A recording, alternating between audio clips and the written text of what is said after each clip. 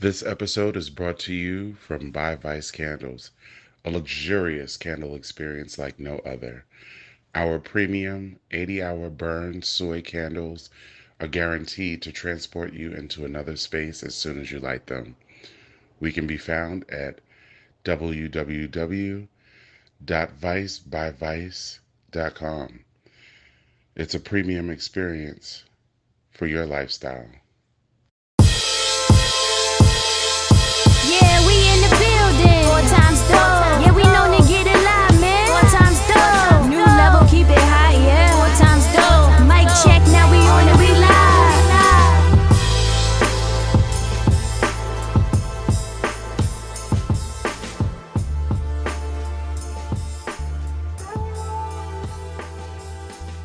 All right, so welcome to another great episode. As always, we got a special guest in the house tonight.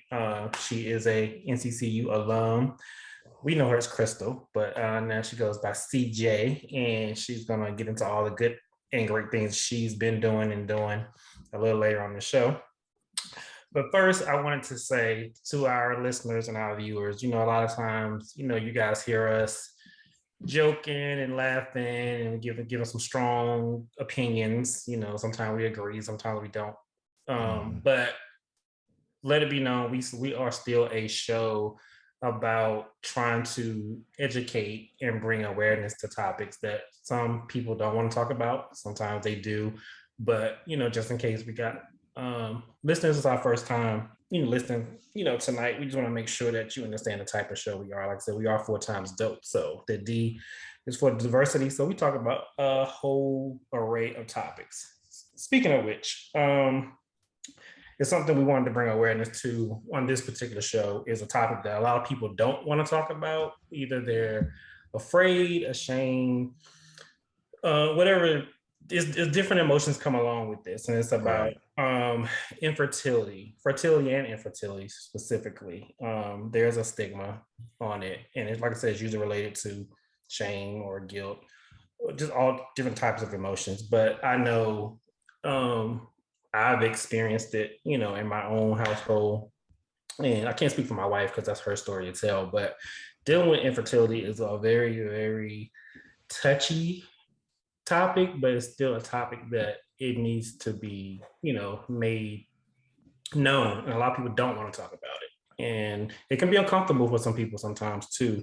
So we wanted to shed some light to that topic tonight, the effects of fertility and infertility in men and women. Because a lot of times people think it's just a woman thing, but it's not. It can affect men too. So that's what we're going to talk about tonight. Getting started. I'm sorry.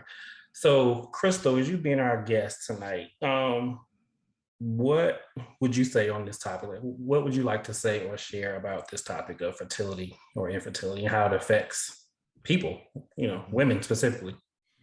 Well, first, I would like to say that I never thought it would happen to me. And I think that there's many, or probably everybody that it happens to, can't put words in others' mouths. But for me, it's like me and my husband were like, what? This is happening to us, especially me. I was like, I work out every day. I've taken care of my body. I've done everything I needed to do in my life to be healthy, and for infertility to be a part of my life is just, it was almost like shocking.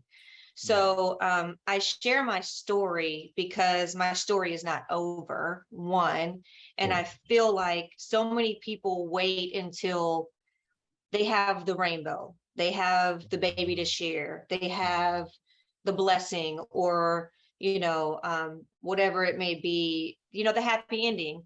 So I spoke to my husband, and I think at first he was a little wary, a little worried, because online can be a dark place, Treacherous. and it takes tough skin. But all of you know that my blonde hair, blue eyed self went to historically Black colleges.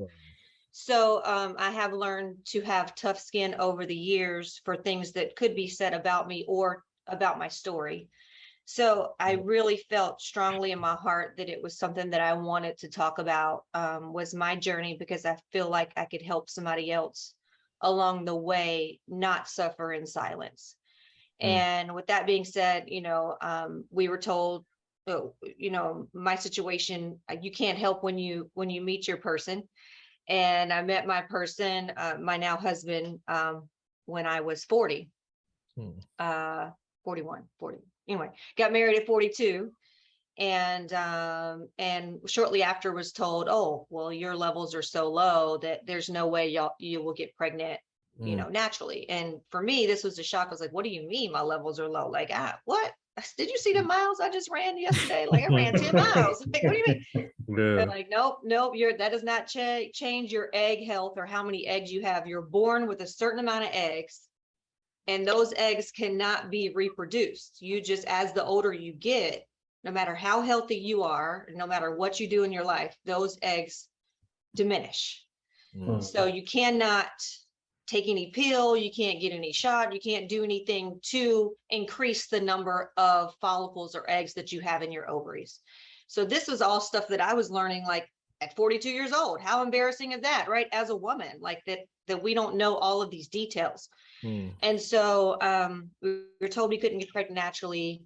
We're preparing for our first round of IVF, and 9 days before that, found out we were pregnant naturally.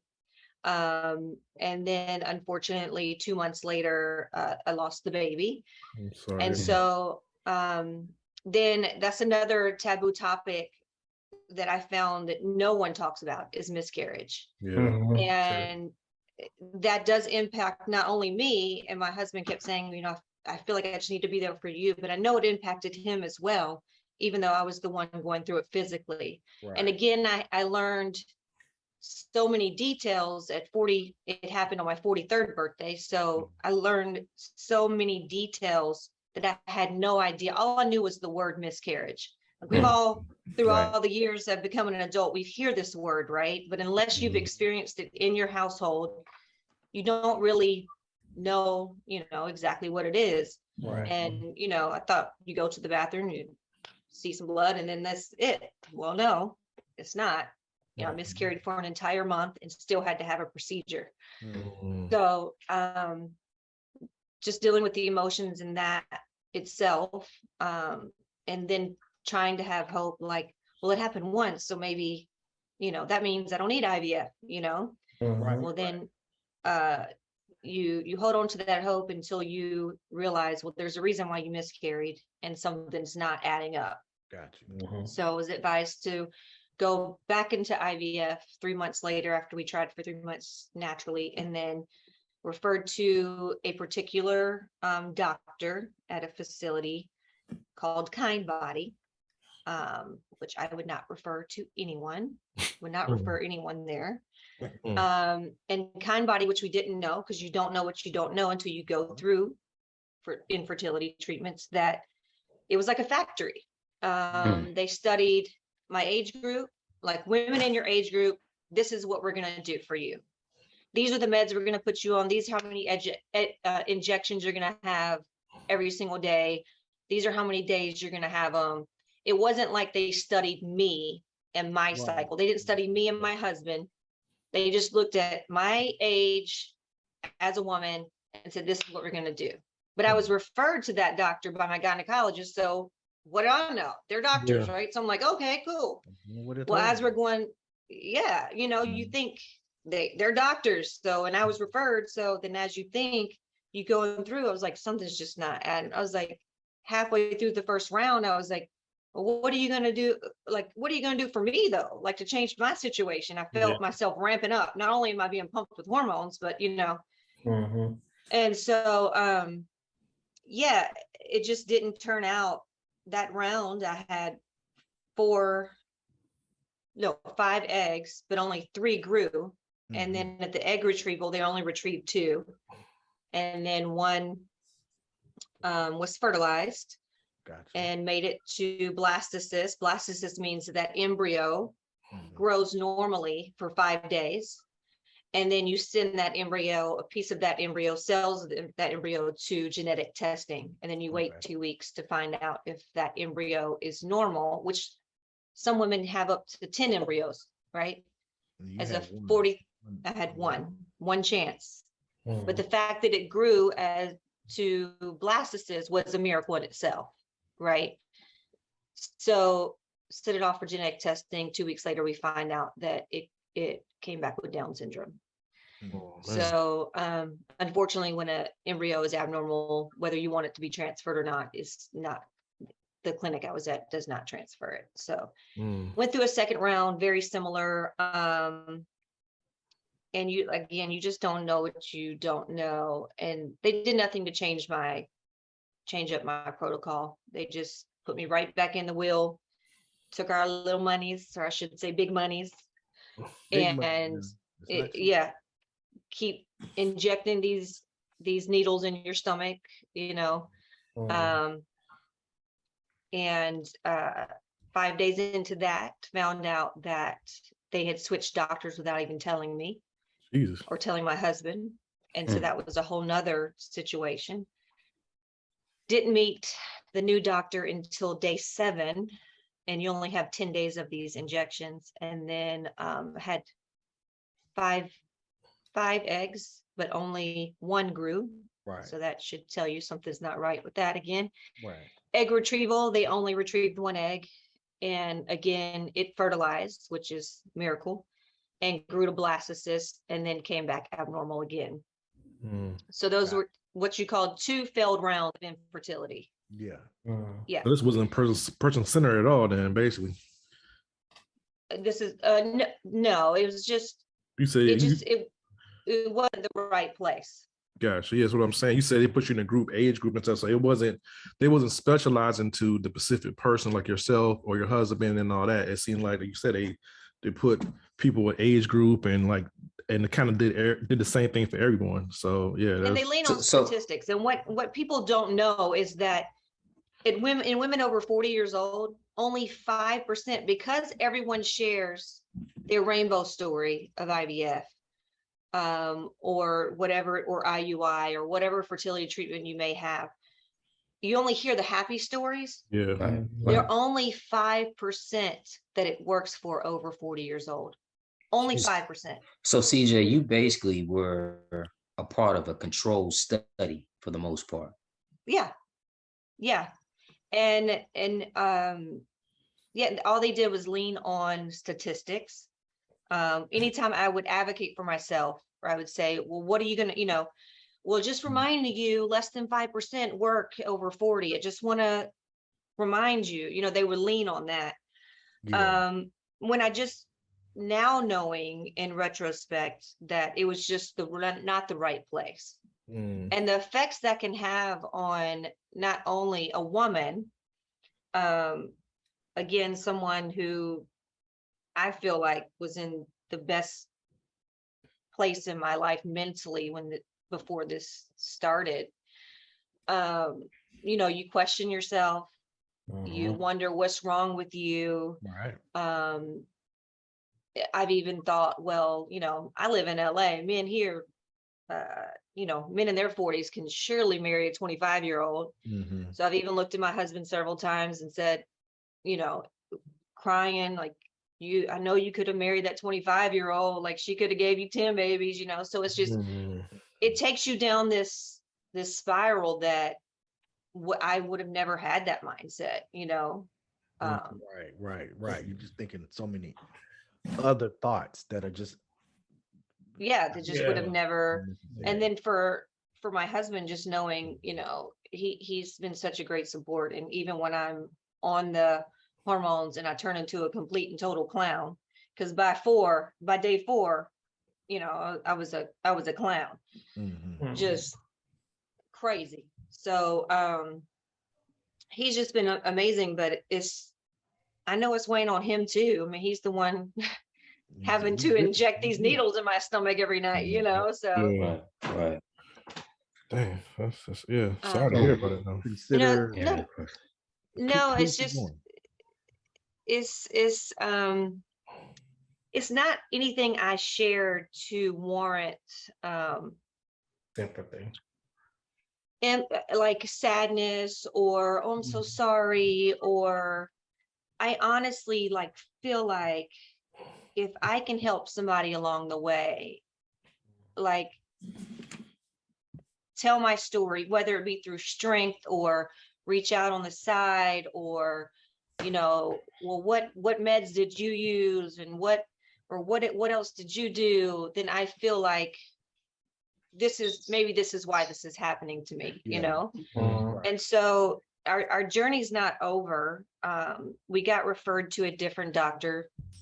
I don't know if any of you or any of your listeners, viewers, have read Gabrielle Union's book. Do you have anything stronger? Hold on one second. My hair, I don't know if you hear that wheel. My hairless cat is running on the wheel in the background. Yeah. Ace, yo, chill out, man.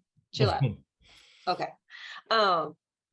So Gabrielle Union has a book called Do You Have Anything Stronger? And she talks about her and Dwayne Wade went through infertility for 10 years.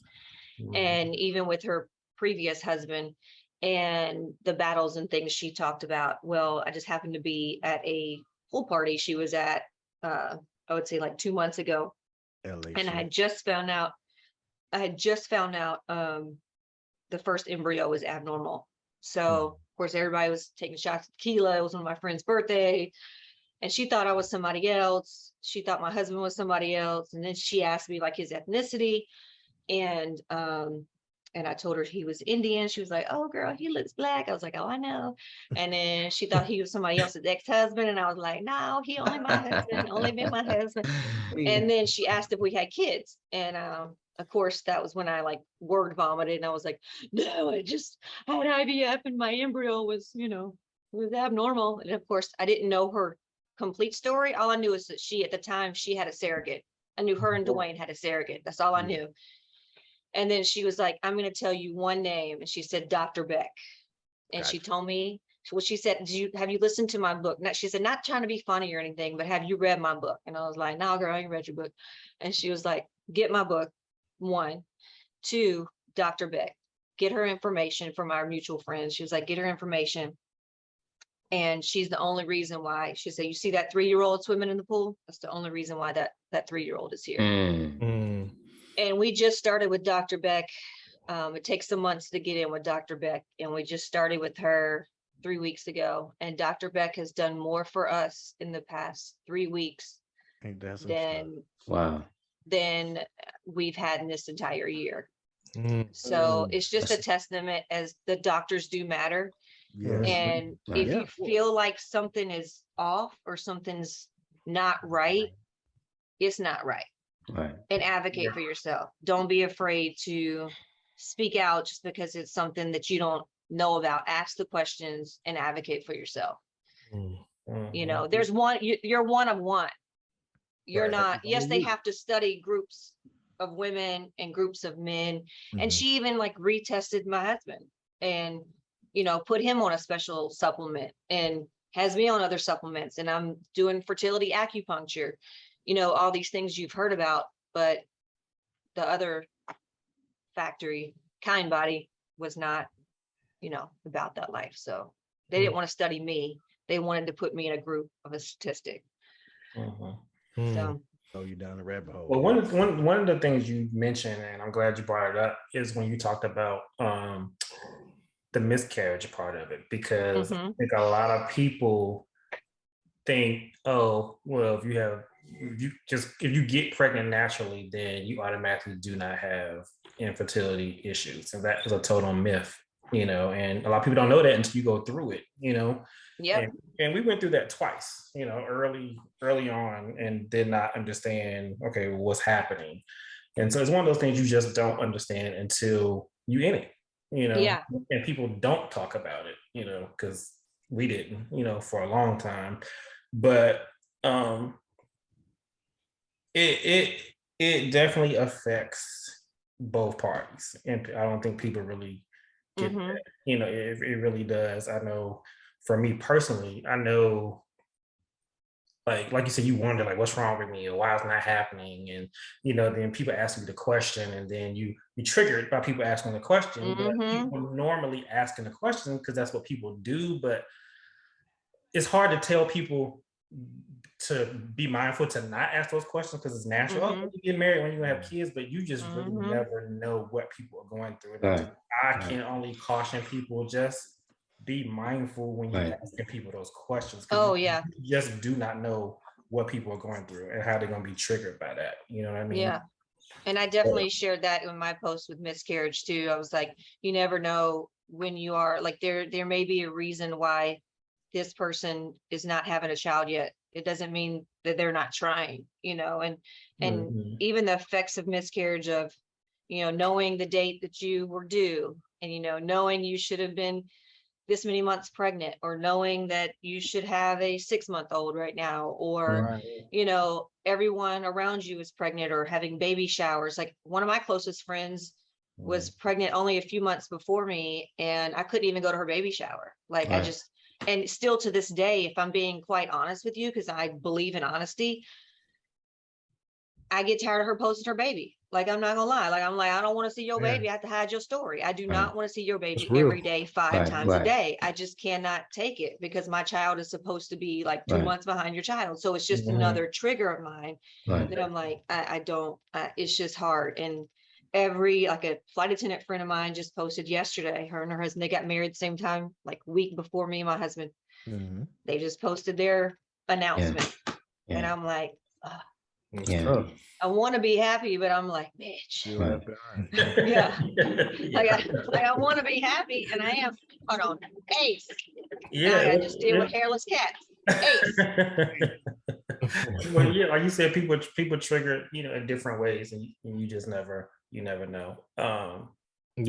Before we move in, guys, I mean, Jermaine, Kwame, Jamie, y'all got any thoughts or questions? I was gonna say first, shout out to CJ for coming on and talking about this. I think this needs to be brought above a whisper, from the miscarriage aspect to the whole infertility thing, because it takes courage, and I think it takes more than courage, because it's everything can be a firm reminder, right? From friends posting to smelling certain anything.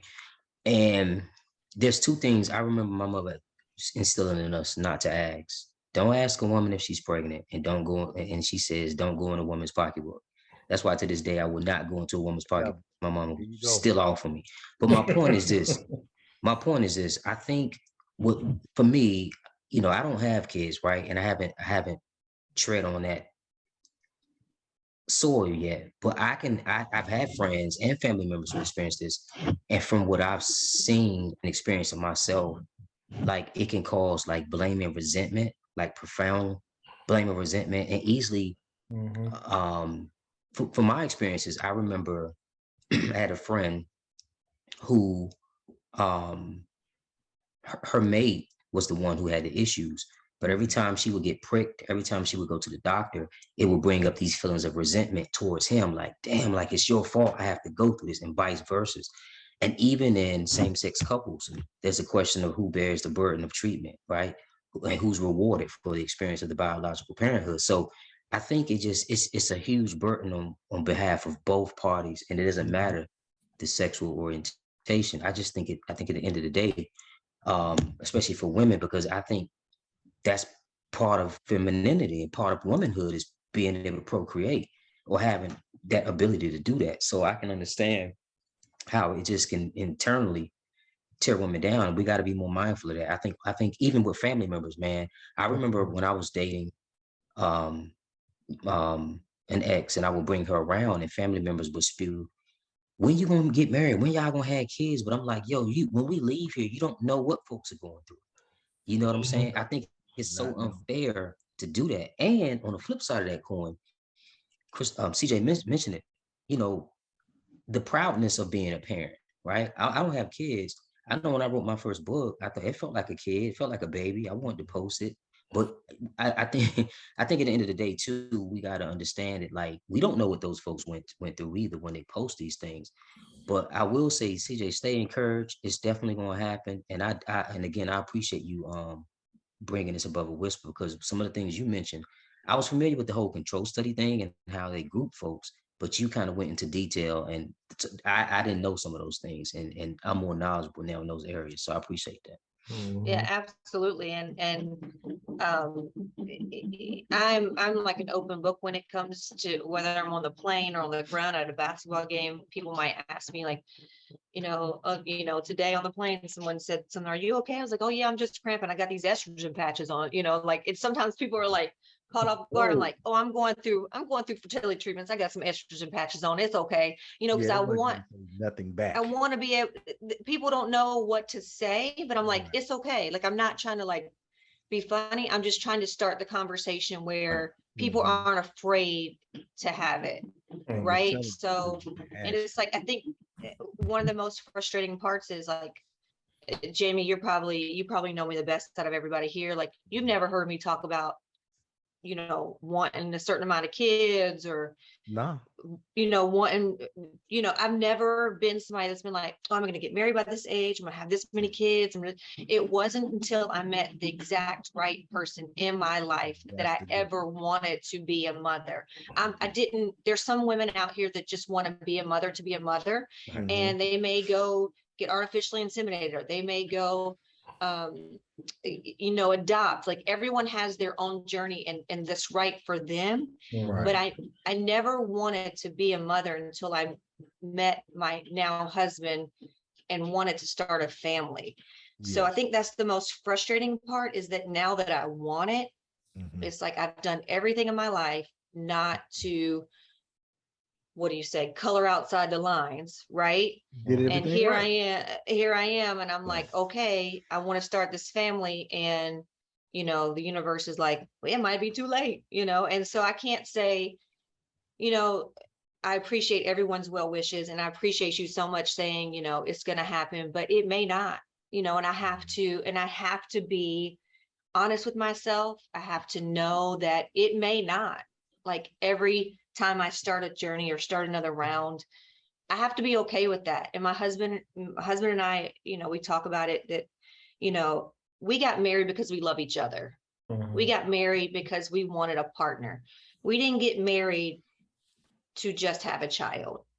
Now, we may have shortened the engagement because of our ages, because we knew we had that conversation once we got engaged, that we wanted to have a child. So we don't have a year to waste, so we shortened the engagement for that, but that's not the main reason why we got married. So it's very clear. And he reminds me of that often when I go into my spiral, and thank God he does, because he could be the person who is sitting in the corner resenting me, but instead he's like, I don't feel like that they've checked me out enough. I don't feel like they've studied me enough. Like, what an incredible man that is, that he wants to take some of the burden or the blame off of me. Like, that's where they do that at. I don't like, that's how I know he's my person. You know what I'm saying? It's like, it may not happen. And I have to be, there are other things that, if you've been through this journey, or people out there that I know you've heard that, doctors will bring up, well, maybe, there's tons of egg donors. You can have an egg donor, and that way we know you have a healthy egg. Or, you can have a whole embryo donor, or you can adopt. And I have to be honest with myself right now, that's just not where I am. I just mentioned that I want a child because I want a child with my husband. And if I have an egg donor and my husband's sperm, then I might resent that child, because then I'm like, that's my husband. I might be on, look, I might be on Dateline or Snap trying to share my husband with somebody. Like, that's just not how, that's not for me. Yeah. So, who knows where I'll be in the future. I would never say never, but right now it's just not, that's just not for me.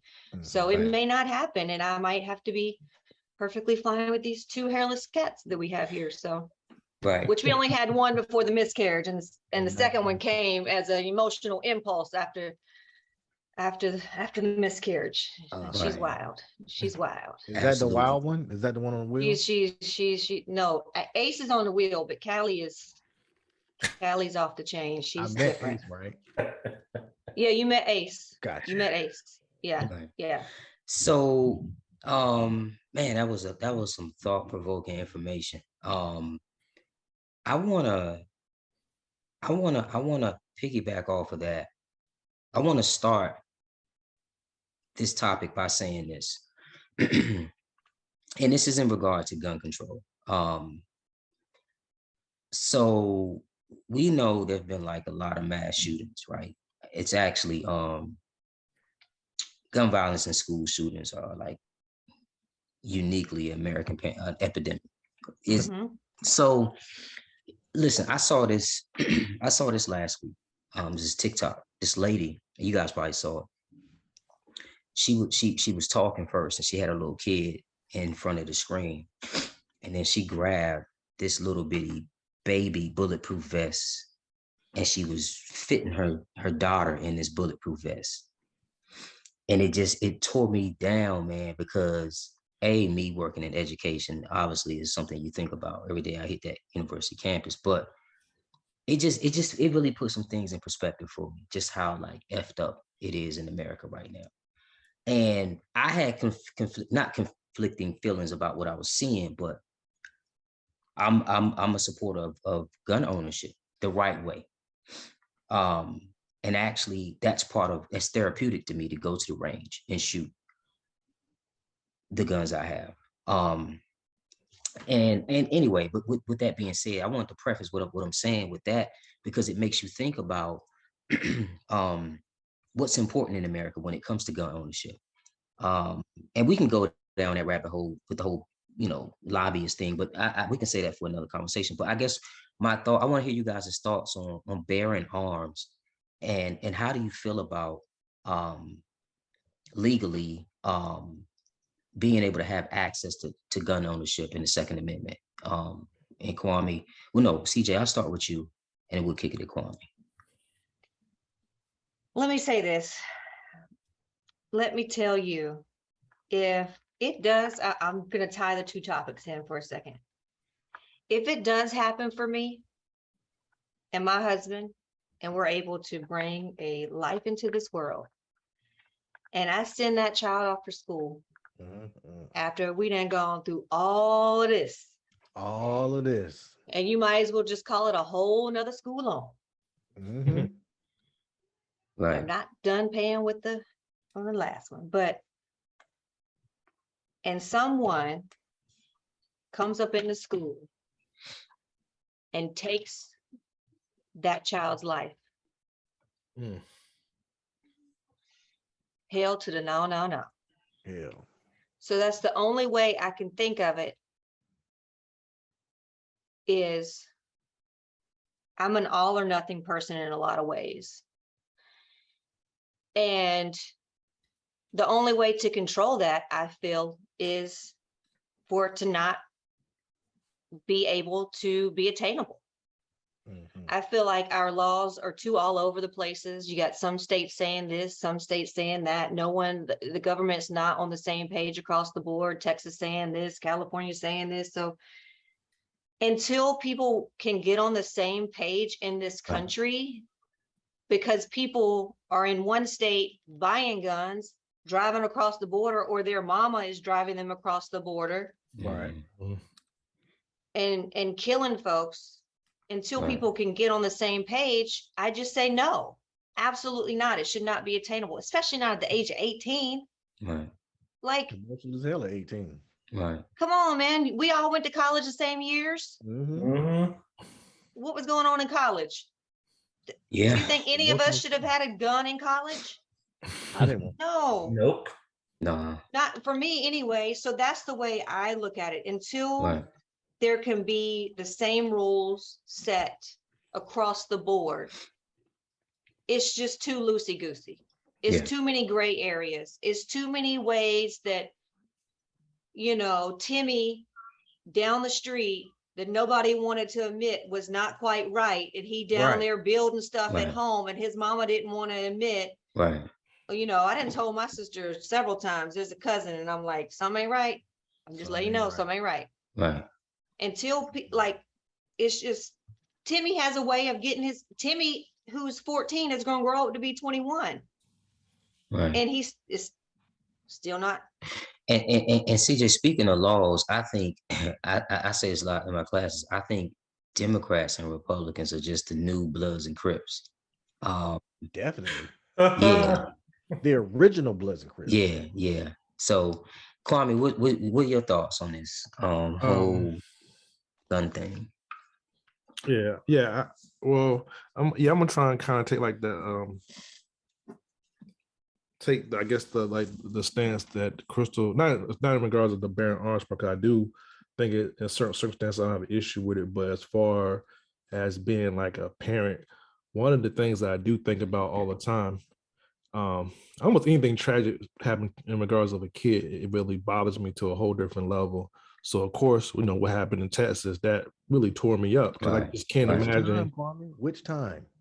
Yeah, with the last time you was Uvalde, there was a Uvalde, that one specifically, you know what I mean? That most recent that I can think of that really like tore me up because it's almost like that. I can't imagine sending my kid off to school and somebody, like you said, some nut job comes in there and just feel like they having a bad day or whatever reason they have and just start aimlessly shooting at teachers and kids and stuff like that. Like that's like my worst nightmare.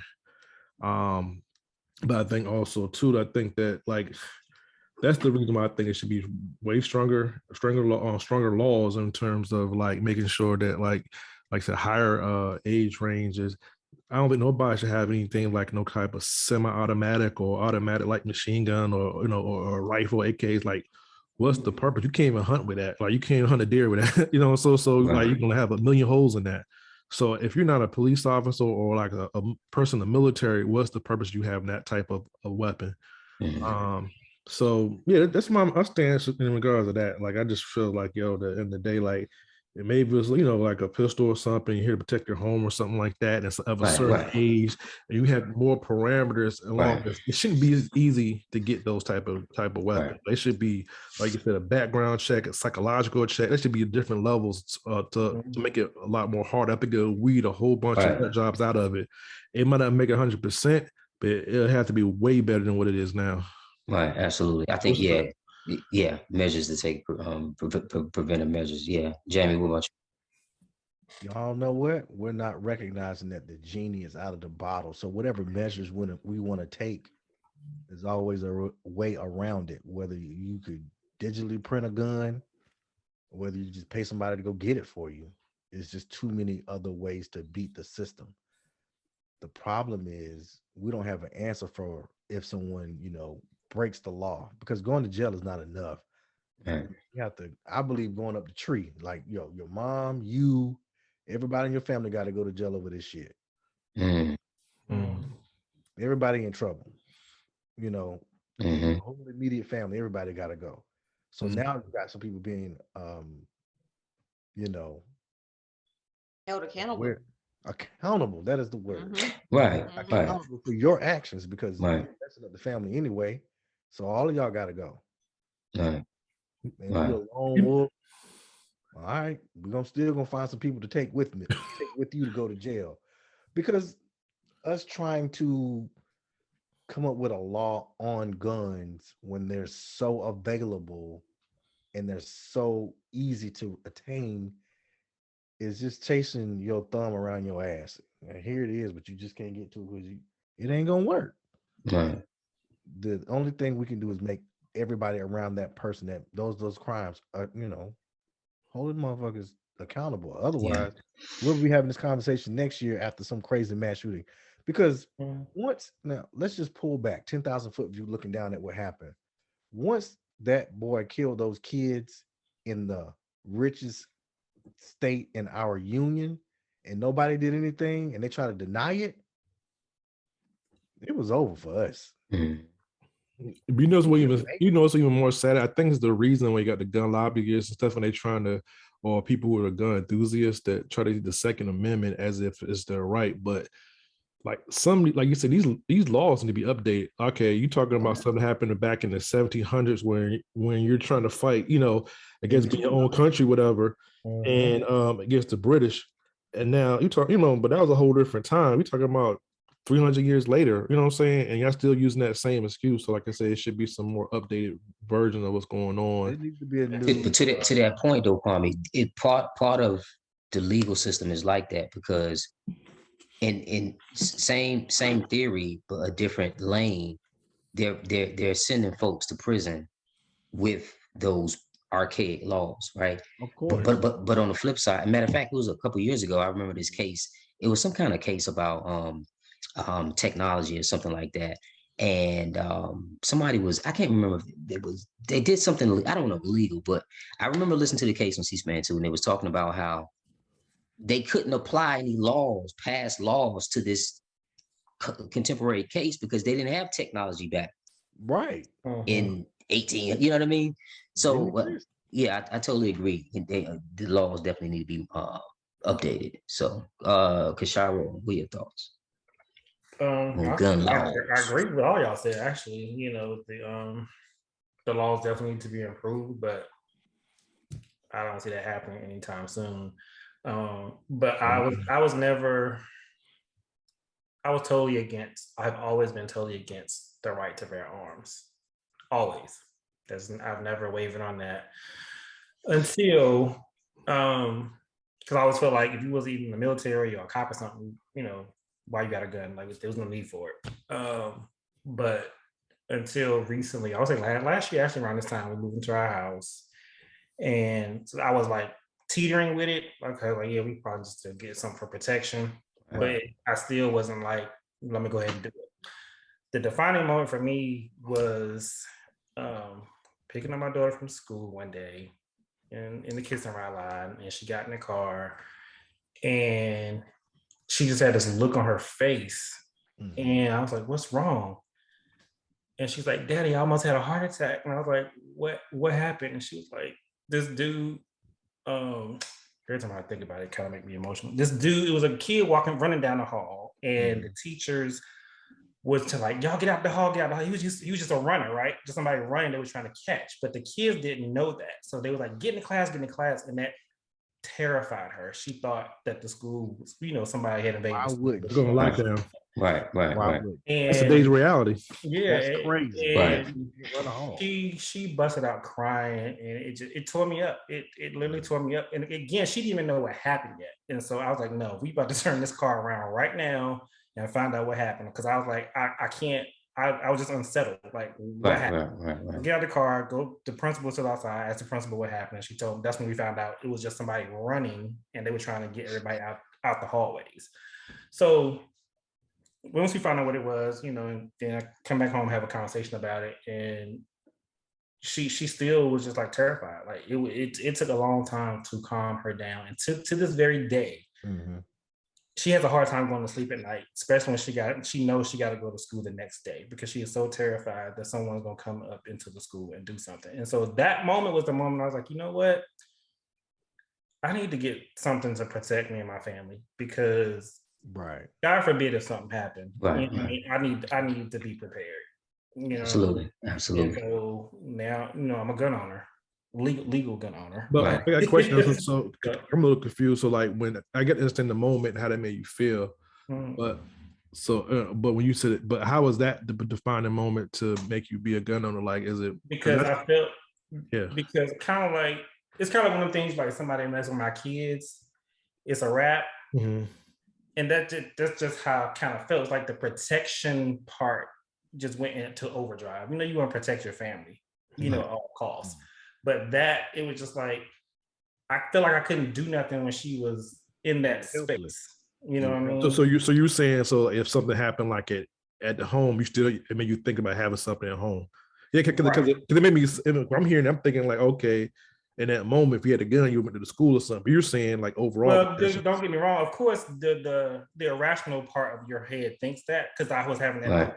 Of course, I was like, I'm going into that school with my peace, and whatever happens, gonna happen. Because that's how you feel when you feel like someone's messing with your kids. Like that's why I can't have one.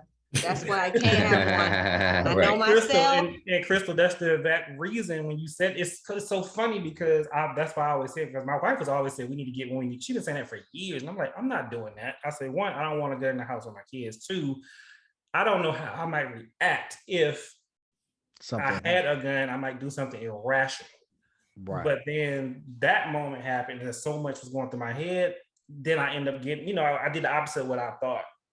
You know what I mean? So it's weird, but I said all that to say, if you can get a gun the right way to protect yourself, And the way the world is going now, Right. I'm a big advocate for it because you just never know when something could pop off. You just never know. Absolutely. I'm gonna get me a bat. Because I've been shot both these hairly. Yeah. I've been shot both these hairless cats. Been on 2020 a Dateline, and y'all be like, "Oh, there's the white girl that went to Central." Yeah. Did I answer your question though? Yeah. I see why you thought. I was kind of unclear about it. I know. Yeah, I see why. Because he was against guns, period. Right. Yeah, but I got it. Yeah, but I was thinking because when you were saying like, when that situation happened in school, then you said, man, you want to get a gun. I'm thinking like, okay, well, versus like, somebody trying to break in the house or somebody, someone's going in the neighborhood and like, that was looking for more of the connection. But I get what you're saying now. But it was both. So I didn't want to say that initially because I didn't want to seem crazy, like I run up into school and do something. But that was my thought. Yeah, I thought you nigga sure about be Rambo Jackson coming from that joint like, I'm like, hold up, what's going on?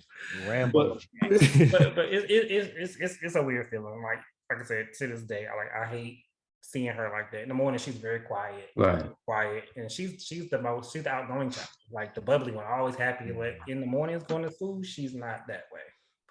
Just running in school. That's the sad part because they're children. Running is a part of the game. We're gonna run everywhere.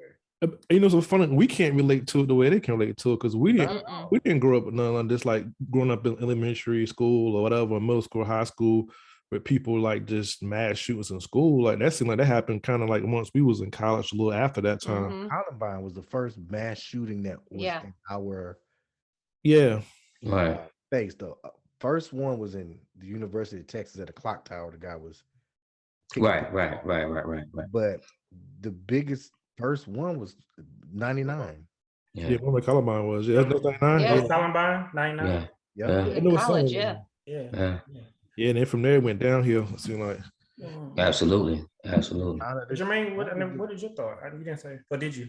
You did. Well, I can't. Well, yeah. Well, I guess this part I didn't say. So, just like I echo everything everybody pretty much said. Well, here's the thing. So, if you can obtain a gun legally and you're in your right mind, you have your sanity, and you more so wanted to protect your home, your fam. Even if you shoot for recreation, I just think if it's safely obtained, I don't have a problem with that. I know for me, I'm just big on protecting my home, my mom, you know what I'm saying, my mother's house. But as long as it's legally done, because here's the thing, right? It's just crazy out here.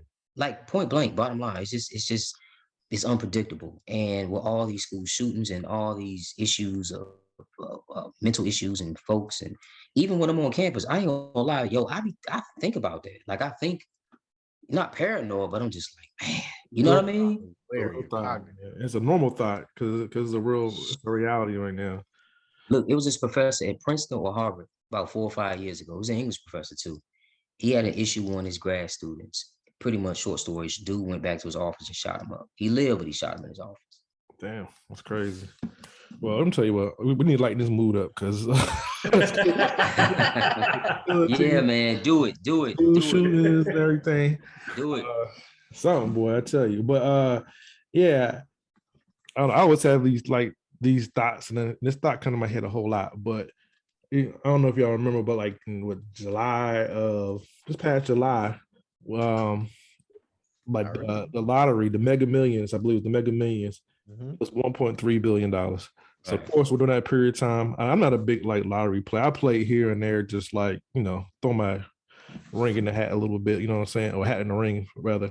But I played a couple of times, and then all I kept doing was daydreaming what I would do with this money if I obtained that money. So I know with that 1.3, based on my research and with the taxes and stuff was taken out and stuff, you pretty much bring home about $454.5 million of that money being yours after the taxes. 554 million. Yeah, so you're talking about $500 million, right? Right. And so I want to just ask everyone. I'm gonna start with you, Crystal, because you're the guest. if that winning lottery ticket was on your desk and you found out you won that $500 million, what would be some of those things that you would do with that $500 million? Like what were some of the moves you would make and some of the things you would do with it? Very first is because Biden ain't forgiven enough. I would go on and pay them school loans off. That's only a miniature piece of that, but I then being that how hard it is to obtain home ownership in California, I would then find me a nice home in California. But could you afford it? What, in California? Yeah. Good guy, right? I think that's I mean, I would have to win the lottery, but yeah. Still not enough, I think. Yeah. No, I mean, it is if you're conscious and you paychecks are bigger out here too. So it's like but cost of living is astronomical and taxes are crazy. Like half of your paycheck. Dang. Yeah. I definitely would. I would say pay off all debts first and foremost. Make sure my family's good, meaning total family, my husband's family. And I would love to obviously save and invest, but give back to the universities I attended in some way, shape and form. And those would be my big points would be get out of debt when it comes to school loans and infertility treatments. So own a home and then give back. So what would be the biggest reckless thing you would do with that money? Like you never had this kind of money before, and what would be you're naming all the responsible stuff you would do. What would be like I would have a private jet parked right up here in LAX. I still get my hair done in Atlanta. That'd be real quick. Cook me some eggs on the plane. I would have a private jet. That would be my irresponsible. Absolutely. It would be white leather seats. There you go. Something ridiculous. Hey, you got that money, you can do it then. Right. Only serving the tequila. Yeah. Yo, James, what about you, man? You know what? I wrote a dissertation about this to myself one time. And I would tell y'all this. I ain't paying nobody nothing back because fuck y'all. Fuck them loans. Fuck anything that's ain't gonna happen. Red Fox. I will go buy Central a stadium and put it in my name. So it'll be Patterson Field, all that shit. It ain't O'Kelly Riddick no more. It's Patterson Field and the basketball court, all that shit. All right, you can have the fields and stuff, and I'll do something for Bon Vivant or something then. I'm gonna go back to my hometown and put a statue up. Statue of yourself? Yeah, of course. Oh, okay. Lord Jesus. Yeah, that's your mom. Your mom was city commissioner. Like, what's going on? Town up. It's gonna be called Patterson Springs now. They got some revenge spin. It ain't gonna cost me much. All you gotta do is, come. I'm bringing so and so to town, but I'm gonna need to change the name of this. And look, there's no debt anymore, so I will probably trick off 100 million with my friends. Like, here's some money. Let's see what happens. I do a lot of social experiments too. Like, okay, I'm gonna give you, $50,000. What can you do with that in 30 Absolutely. years? Just some wild shit. Right. And I would disappear though. I would fucking disappear. Oh, that's a good one. Forgot to mention that. Yeah. I'll scoop y'all up. We gone some other place nobody knows. A lot of NDAs. Don't forget who brought you some Bojangles during college now. Don't forget. We just disappear and reappear and keep doing that over and over again. I would look to purchase a team of some sort because it's always been my dream to own a professional sports franchise. Okay. That's a good thing. And I don't know, cure some kind of disease. That's the other thing. We're gonna take something off the board. Something got to get cured with this money. That's good, man. I like that with the team and curing cancer or curing some type of disease. That's big, you know what I mean? Deshar, about you? Well, of course, the giving you pay off your debt, of course. That's a given. Ain't no debt. Well, Well, They I'm can saying put it this way: my credit would be 1,000. Okay. you can pay purchase your debt from somebody and buy it for pennies on the dollar. Like you could buy up $1 million worth of student loans for 20,000. Because people keep buying your loan and selling it, hoping they get something from you. Yeah. So you buy your debt. I'm gonna buy my debt from y'all, not directly from you, but from the other way. So you know, third parties. Yeah. Yeah. Yeah. So that, like I said, take care of the families, of course. I would set up trust funds for my grandchildren to be, if that were to be. I think you're about 5 generations away from that, bro. If not, those kids are gonna be here. I think if not, I will make sure they set up real good. I definitely, set up my closest friends, of course, make sure y'all good. I wouldn't even care. Like, I'm giving you this money, you do what you want to do with it, but that's it. When I get, that's it. Like, I'm giving you this, do what you need to do, and that's it. And I would definitely invest. But something I always wanted to do, I was like, two things actually. I would want to like buy my own like island. You know what I mean? Buy my own island, sub some like resorts and stuff, and then be Easterling Island or something. I don't know, but I would definitely want to do that.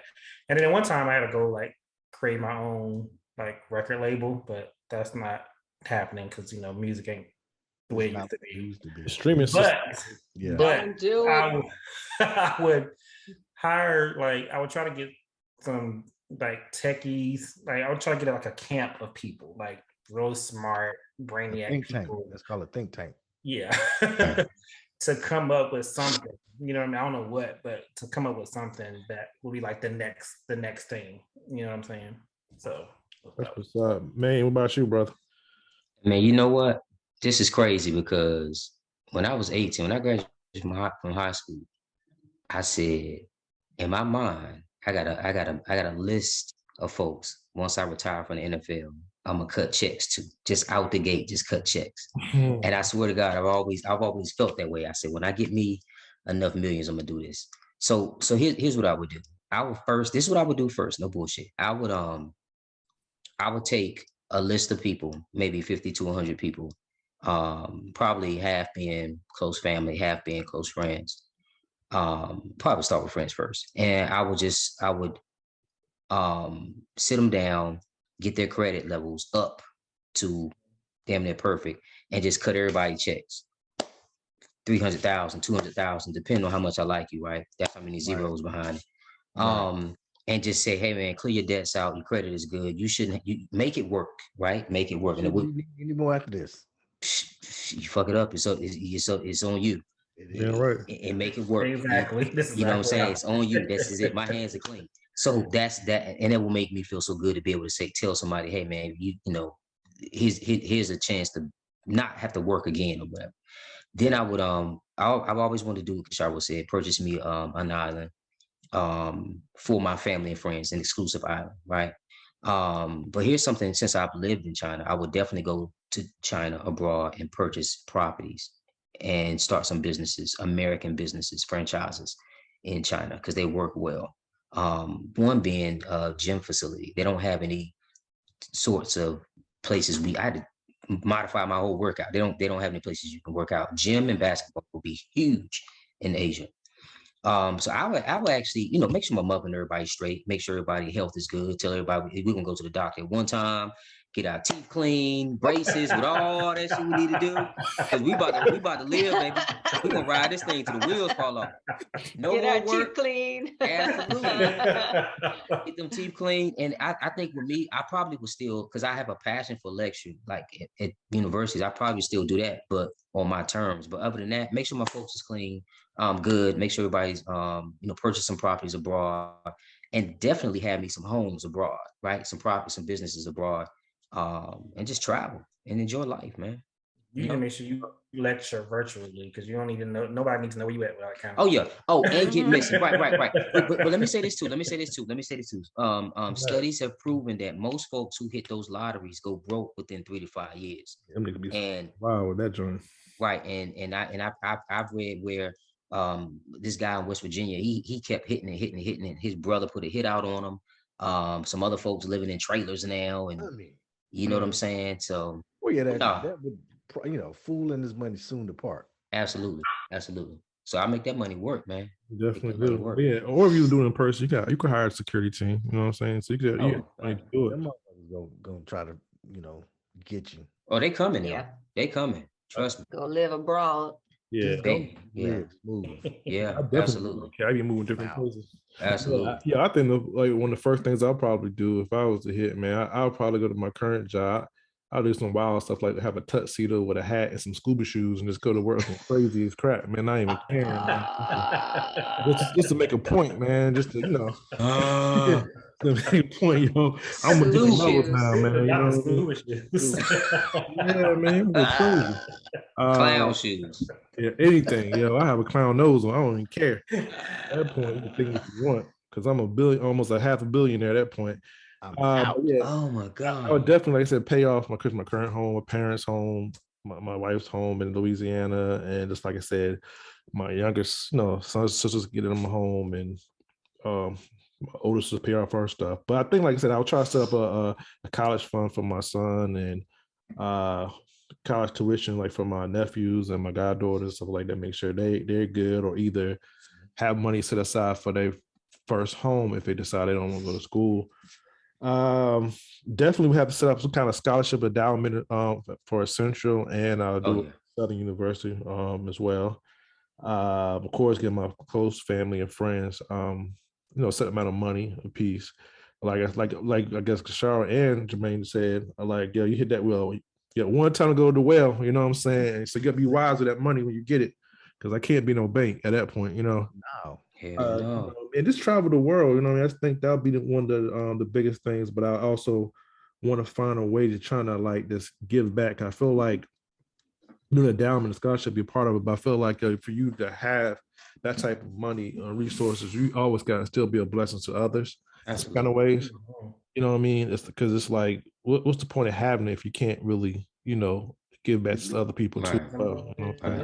Absolutely, man. Absolutely. And it's set like a future, like I said, a legacy for your kids and your grandkids. You know what I mean? That's y'all don't get it, man. That's a lot of money. You talking about 4 generations from yours. That's what I'm saying. It's going to be living in the opulence that you're in. I think it's the maybe 2 from the one you at. It's like, yo, you don't know if they're gonna have kids though. Going back to the earlier topic. That's why I said if they have them. That's y'all parents telling your kids what they gonna do. Right. That's that pressure. But yeah, it's all a dream, you know what I'm saying? So I just wanted to come true. All right, y'all. Let's move into our dose of dopeness. And today's dose is my dear friend, Miss Crystal Simpson, last name Thomas now. So I have to give the background. Crystal's my old roommate from college days. And she spent 1 year with me, and then the next year she went and moved to Atlanta to go to grad school and got a job as a on the spot. What was the title? A DJ, but what was the title of it? I was a morning show personality. Morning show. Yeah, co-host. Ryan Cameron morning show. The Ryan Cameron morning show. And she came back to Durham to kick it with us and was like, I need a new name for the show. He was like, I don't know, Crystal Jewel, what we're gonna call you? Well, CJ. And we settled on CJ. So Crystal is a graduate of North Carolina Central. She's from Durham, went to Southern High School, and ended up messing around with some cute dogs and was my roommate. That's a crazy story. Yeah. The Q's always took care of me. Always. That's our little sister. Even I know y'all ladies out there who watching this, some of y'all went to Central. Y'all was some haters. Some of y'all. Over here. Some of y'all, but the Q's, let me tell you. I took care of Crystal. That was our girl. Yes. Right. And y'all know I only had one boyfriend in college, so I want that girl. Y'all took care of me though. No, she had one boyfriend in college. One boyfriend. That was my best friend. So that's how we became roommates. So once she graduated, she went to Atlanta and attended Clark Atlanta, got her master's in psychology. That's right. And this is all from the dome. I didn't write anything down, letting y'all know how close we are. Look at you. Look at me.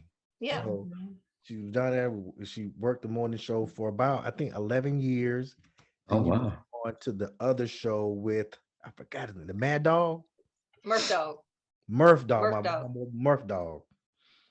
Did that for a while, and then she decided to make a career change, and she became a stewardess with the Delta Airlines. You slow down. Okay. Slow down. I transitioned into sports talk radio. That's right. Sports. And then moved out to LA to work for the Los Angeles Sparks. And at the same time, worked for ESPN. I didn't visit you when you was with the Sparks. I visited you when you was with the Aces. Yeah. So I was with the Sparks for 2 years, and with the I was at ESPN LA 710, a radio station out here, for a year and a half. And then, So go ahead. to another career, which was working in the airline. So she's back and forth. She's working with the Atlanta. What was the name? The Dream was on air, on the floor, in-game host. In-game host with the Dream, and then you found a better position with the Aces, who have just won the 2022 WNBA championship, the Las Vegas Aces. That's the first major championship in the history of Las Vegas. So Crystal will be getting one of those big old rings this time next season, right? Get another ring. That's dope, man. That's dope. So we'll give you the floor to speak on your platform. Right. Yes. So I'm the in-game host of the Las Vegas Aces, and I've worked for the WNBA and the NBA. Worked for the NBA for about 6 seasons for the Atlanta Hawks, but WNBA total of 14 years, 3 different teams: Atlanta Dream, LA Sparks, 5th season with the Las Vegas Aces, and never ever have I won a championship with one of those teams. So I just can't even express like how I am 43 years old, and there's probably not another in-game host older than me. And the fact that it happened for me and the team that I'm with at 43 years old is just a testament of saying, like, man, and some people don't get why it means so much to me. I grew up playing basketball from Durham, North Carolina, since I was 4 years old. Grew up playing ball. That's the original reason I came to North Carolina Central University. A lot of people don't know that, was to play ball. Ended up quitting my freshman year and then joined Bon Vivant instead. But basketball was my connection to my dad. I lost my dad as a teenager, and this was a way for me to stay in it. And this is why I'm so passionate about basketball as a whole, and especially women's basketball. And to win this championship, and I won it on my 1-year wedding anniversary and the day that my dad passed away. We got married on the day that my dad passed away. And the Aces won the championship on the day my dad passed away, my 1-year wedding anniversary. This is how we spent my 1-year anniversary, was in Connecticut, and the Aces beat Connecticut on their floor. And so it just means so much to me. And hopefully next year very first game, I'll get the ring. And it makes me feel like it's kind of like a culmination of this whole hosting career. Because as we know, women on camera, they go newer, younger. So I'm hanging on, but when it's my time, I feel like this just completed the dopeness, as you could say. Like, it's just, I got to host the very first championship parade ever in Las Vegas, going down the strip. I was able to host that. I was there with Mark Davis holding the trophy on the mic in front of thousands of fans. And just, these are memories that hopefully, we touched on whether or not I'll have a child or not. But if we do, we're able to share that story with our child, or if not, then your children, my friends' children, and able to hold on to those memories and build from that. And so I feel like it was all worth it all. And even though I transitioned from my radio career after 14 years in radio, transitioning as a flight attendant now, I was able to finagle that for the past 5 years of working one schedule around a whole nother schedule. So you can imagine, like, the team I work for is not even in the city that I live in. So I travel for both of my careers. So it's just like, it's a madhouse. But for me, this championship made it worth it all. Like, every night I was away, every shirt I glittered, because I glitter shirts, and every script I studied, it just, and I have to say, Y'all cut me off when y'all ready. But I have to say who was the speech teacher at North Carolina Central University? Minnie Ford. Miss Ford. Miss Ford. Yeah. I have to say, I have to go back and find Miss Ford. I have to go back and find. Is she still there? Yeah. Yeah, okay. I can give you her number. I got it. Please, because I have not spoken to her in 20 years, or probably at least 15 years. Mm-hmm. I remember she made me stand up in front of the class. And as we all know, I did not look like any of my classmates, and I was scared to death. And I was not a public speaker. And I had to do a speech, and I chose to do a speech saying, I'm an eagle too. And my speech was all based on, just because my skin color is different and just because I look different does not mean I don't deserve to be an eagle too. I want to eat on chicken day at the calf. I want to go to the football games. I want to go to the basketball games because I'm an eagle too. And I was break. scared. 10:40 break. Let's not forget about that. Hanging with the cues. Go in your room and shut the door and don't come out. I said, go in the room and don't come out because we're gonna be. Don't come out. Yeah, and I was like, woke up and my car was clean. Thank you. But I just say that, like, I will never forget that speech, and that was the turning point that led to me not to be afraid to, one, speak my mind, two, speak in front of people. And now look, like 22 years later, I'm speaking in front of thousands of people on a microphone at sporting events. And I've been doing, for years. So it all goes back to Central. It goes back to what my daddy taught me. It goes back to all the things that I've learned. And also goes back to my education, as I also have a life coaching practice called Live Out Loud Colorfully. And my master's degree, as Jamie, you mentioned, is in counseling, psychology, and psychological services. And, I was talking to all these flight attendants on the plane, and they kept asking me all this advice and this and that. And you always have the right thing to say. And I was like, why am I just helping people for free? Like, I have all this education, this knowledge, and I'm not sharing it, like I'm not sharing it. So I decided 2 years ago to start my business, Live Out Loud Colorfully. And it's been quite a journey, as we all know, small business owners, and the ups and downs of that. And but it's on its way. So no, you got to nurture it. You got to nurture it. Yeah. It's every day. Absolutely. So I think main thing, the whole point, like me speaking out about some of the struggles that we're going through and have been through, it is my purpose in life is to help others, is to create memories, build memories, help others. Like that's what I know I'm here for. I can't really pinpoint it down to saying in an exact moment or an exact action, but I do know that. And that's the purpose of Live Out Loud Colorfully, to people stop living in black and white and knowing, that you are bigger and that you can live outside of the box, Right. Absolutely. So Definitely. And then how can people find your business? My business is on Instagram, Live Out Loud Colorfully. Also, liveoutloudcolorfully.com. It's on Facebook and Instagram, Live Out Loud Colorfully. And like I said, liveoutloudcolorfully.com. Okay. Well, I'm gonna get that information from you too, so we can make sure, when we highlight you, that I have all the information to post it so people can find you. Okay. Cool. I give a Tuesday tip every Tuesday. Tuesday's tip. Don't let people fuck up your energy. Absolutely. Most definitely. Well, this has been great, guys.